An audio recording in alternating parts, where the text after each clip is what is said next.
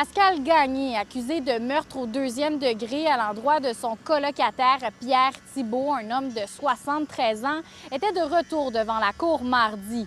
L'homme de 45 ans a comparu par visioconférence vers 11 heures devant le juge Simon Richard afin de faire le point sur l'évolution de son dossier aux côtés de son avocat, Maître Eddie Ménard. Alors aujourd'hui, le poursuivant a présenté au tribunal le fait que la divulgation de la preuve était toujours en cours. Évidemment, comme c'est un événement qui est récent, les éléments de preuve sont enquêtés, sont colligés et sont divulgués à l'accusé, ce qui est notre obligation. Je vous rappelle le fil des événements. Vendredi, le 1er mai, la police de Trois-Rivières s'est rendue à un immeuble à logement sur la rue Hertel afin de vérifier l'état de santé d'un homme.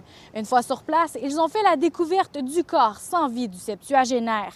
Des éléments relevés sur les lieux laissent croire à un décès suspect, ce qui a mené à l'ouverture d'une enquête criminelle. Samedi, le 2 mai, la police de Trois-Rivières a procédé à l'arrestation de Pascal Gagné, le colocataire de la victime. Originaire de Trois-Rivières, l'homme de 45 ans possédait des antécédents criminels, notamment pour rentrer par infraction, menaces, vol et conduite avec les facultés affaiblies.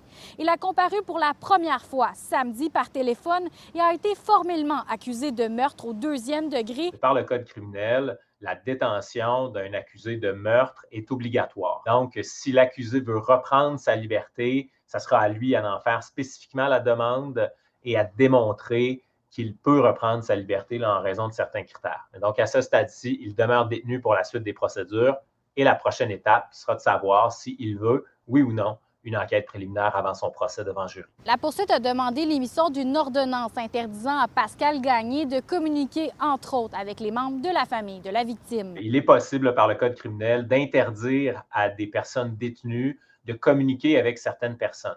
Alors, évidemment, dans ce cas-ci, dans une situation de meurtre, mais dans tout autre type de dossier, lorsqu'il est opportun de le faire, le poursuivant, c'est ce qu'on a fait évidemment avec M. Gagné, donc le poursuivant a demandé qu'il soit interdit à l'accusé de communiquer avec des témoins ou des membres de la famille de la victime. Pascal Gagné sera de retour devant la cour le 17 juillet prochain. À Trois-Rivières, Frédéric Bacon pour Nouveau Info.